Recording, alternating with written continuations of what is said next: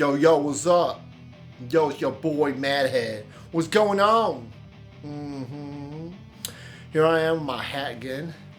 I am feeling fresh and fine right now. And we're back in the room. I'm here a little bit earlier because I had a little bit of an encounter last time when I was in here, when it was late. And I don't want to have that happen again. So here I am. I'm back. And I'm back in the room.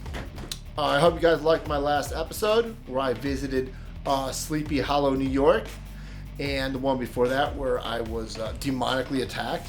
Okay, when I'm playing my guitar, it doesn't make it easy. It's hard enough learning the guitar, and not to have demonic entities attack you while you're learning your instrument. So anyway, I got this on, and yeah, a lot of people probably think, oh, because you got that bald spot, you're trying to hide it. No. That's not why I'm wearing my hat, okay? It's a little chilly in here. Okay, it's not. I'm actually wearing it because, I don't know, a lot of people told me I should wear a hat. I guess my male pattern baldness offends people. So they want me to cover my bald spot up. Now let me tell you guys something about why I like having my bald spot. Let me tell you why. Because I'm here, I'm broadcasting myself to all the people in the world, right? Let's say I had a full head of hair. How many stalkers do you think that would attract? How many stalkers? I would have, it'd be like college all over again, where I had to get a stick and bam, bam. I had to fight them. Day and night, I had to fight these women off. I had to fight these men off. These gay men. Oh, I had to fight them. I'm not lying. I'm not lying. So, God, at first I thought God was punishing me. But then I realized God was, he was giving me, he was helping me. He was giving me a gift. He was giving me a repellent. A repellent that would make sure that I could have some peace and quiet in my life. Where I could live a life without constant bombardment of women and breasts thrown in my face and dudes with their things, what I mean? Like a nice peaceful life, nice peace and quiet that I get to enjoy. You gotta have some repellents. If you are on YouTube and you don't have a repellent, you're gonna be bombarded with a bunch of crazy people. I got a couple repellents. First I got my personality, repels a lot of people. Good. Peace and quiet. I got my little bald spot there that everybody wants me to cover up. Whatever. I got missing tooth. Actually, I swallowed it. It was an implant. I swallowed it. And I'm supposed to go back and get one, but I live 30 minutes away from the dentist's office. And I've been there for the last 8 months. I got everything checked. They want to give me this implant. I don't need it. Anyway, that's a repellent. And I just swallowed this tooth too, like a year ago. So it's like God was like, yeah, you need another repellent. You're too attractive. You're too awesome. So, I'm pretty sure that's why that happened. And what else happened? Oh yeah, I got a little mole on my face, which is good. These are all great things for a YouTuber to have. Mole, bald spot, missing tooth. The axis. Oh yeah, my voice. All of this repels people, and it gives me, it makes sure that I won't have, constant bombardment. I won't have paparazzi. I won't have people bothering me. The Lord knows I like my peace and quiet. The Lord knows I like solace. I like solitude. I like to think. A thinking man needs to have a quietness around him. So, thank you, Lord. Thank you for all these repellents that you have blessed me with. And I'm just wearing this for you guys, because you know how many people are like, maybe you should wear a hat. Maybe you should wear a hat. You know what? Maybe I shouldn't. Anyway, okay, I started the clock. I don't know what we're at here. I'm not gonna look back. I don't care. I just turned it on. We're probably 5 minutes into the show. Hello, here I am doing my thing, playing my pentatonic scale. learning learning the G major scale. It's been fun, it's been real, it's been pretty difficult. So now I'm gonna take a break, my first break of the day. I got my Diet Colas with me, so you know I'm good.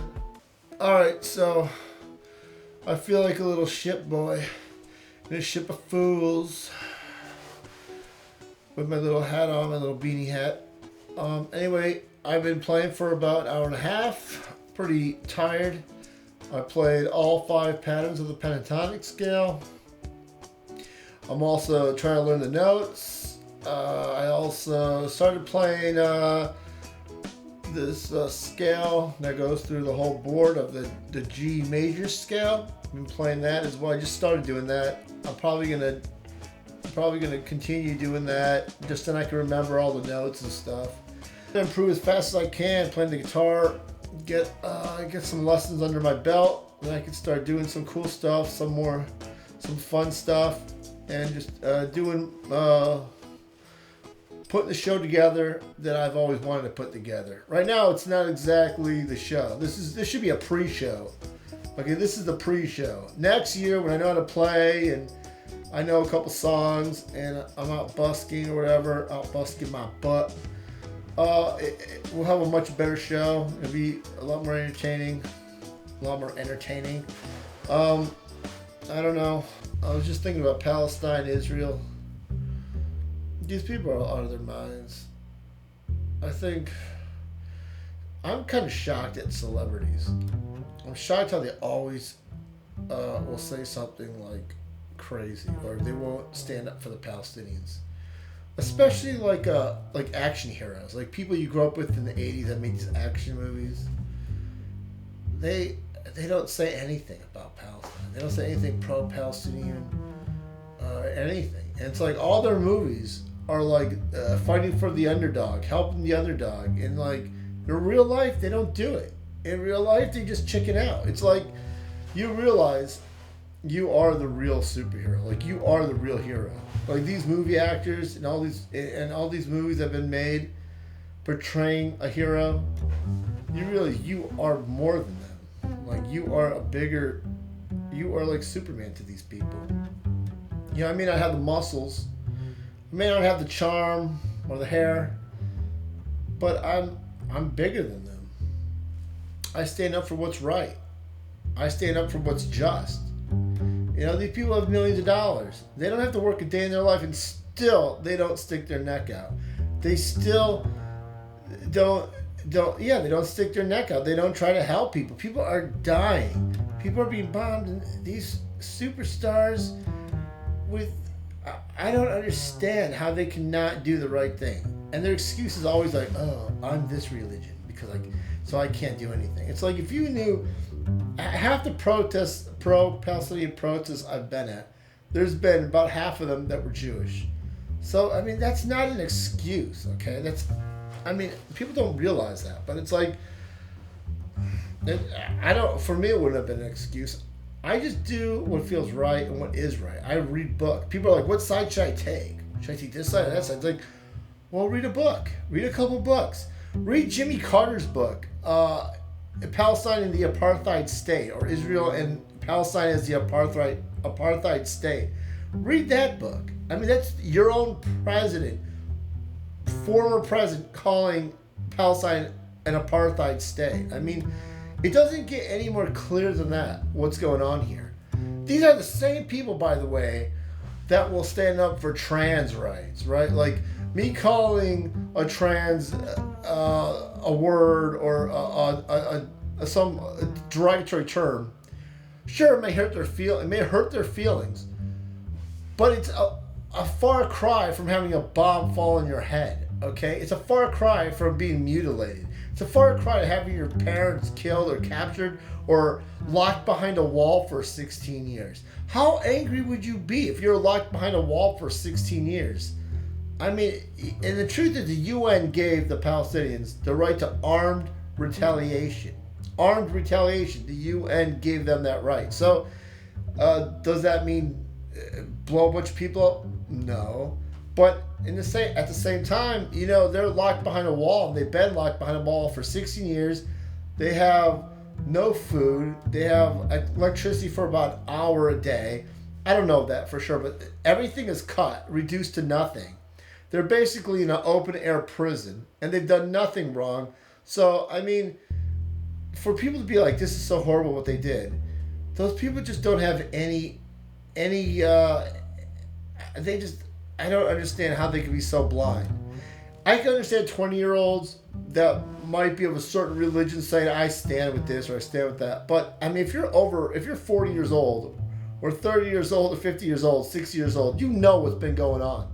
Okay, you got to know better than that. Say something so dumb, like, so glib, like everybody knows there's an apartheid going on. You realize people are afraid. People are fearful. Even rich people are afraid.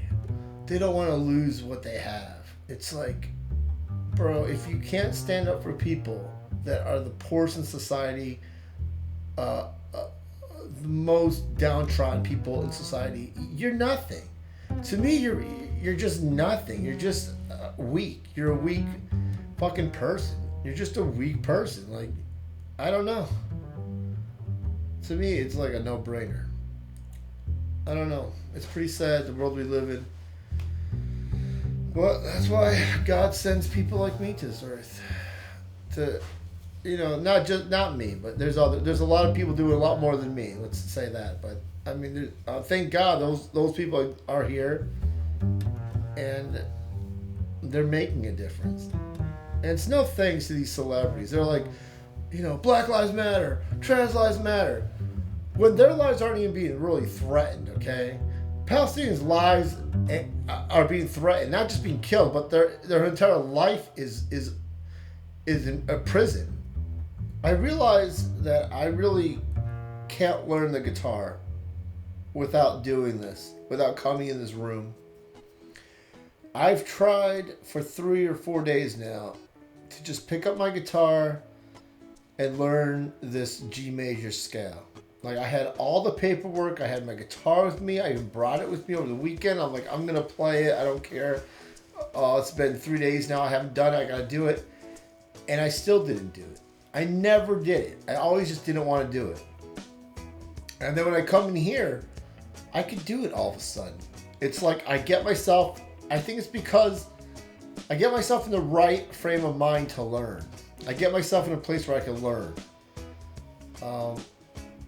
I wonder if that's why I've never been able to learn guitar. I've always tried, never really been able to. Maybe God wanted me to make this TV show. Maybe God's like, I want you to make this YouTube show, and I will purposely not make it easy for you to learn the guitar. Therefore, you will make this show. Because the truth is, if I did know how to play the guitar, I would never do this. I would never have thought of this or anything. The idea came from Leonard Skinner. I was watching a Leonard Skinner biography, and they were saying that 1 year they all were in this like really small house. They lived in a small house in Florida, like I guess a shack or whatever, and they just played all day long. They just sat in that shack, and that's all they did back then, played. You know, they didn't have the internet, they didn't have phones, nothing. They just, a couple guys just playing music. And I thought about that, and I was like, that's why they were so good. They just, all day long, they just honed their skill and, and brought out all that talent within themselves. They brought out all the potential. I thought about that. I still didn't come up with this idea. I was still like, that's just how you should do it. That's like the best way to learn. And then like a week later, I actually came back from my dad's house from Florida. And like the first day back, and down there I was thinking of something like this. I kept asking my brother. We actually got in a big fight. For no reason. I was just like, he was like, no, you can't do anything. There's nothing but the guitar. You can't do anything with the guitar. And I just knew deep down inside there was something for me to do with the guitar. I just knew it, and I was mad. I was frustrated because I know what it was, what to do. And, I thought maybe he's right, but I knew there was more. And I came home, I was on the treadmill, That's what I come up with most of my ideas when I'm running, exercising, whatever. It's because I think my mind goes into a higher level. I go into a higher realm. I don't think about people. I don't think about things, money, nothing. I'm just free. And then that's when I come up with my best ideas. And it just came. It came like so quick. It just came immediately. Right when I like went on it came to me. I was like, I knew that was it. I was like, that's it. That's exactly what I've been like thinking about for like days on end. Like I couldn't put it together. I couldn't like the pieces like just weren't coming together until that one day. And then I was like, okay, that's a great idea. I got really excited. I couldn't work on it though right away. I had to see my sister. She had a baby shower, so I had to go down there to Nantucket, see my sister. So I went there, saw her, and I was just like, I wanted to come back and just start so badly. And I did. I came back and I went nuts. I did 2 a week. I'm kind of slowing down to 1 a week because I got, I got other things I got to do, and one a week I think is good enough. All right, I got about 4 minutes to go. Yeah, I'm just looking forward to going soon. I did pretty much everything I wanted to do today, and this will probably be the last time we speak. Till the next show. I'm just here chilling with my lights, my little light thing going on, and that's about it. I'm almost out of here. Oh yeah.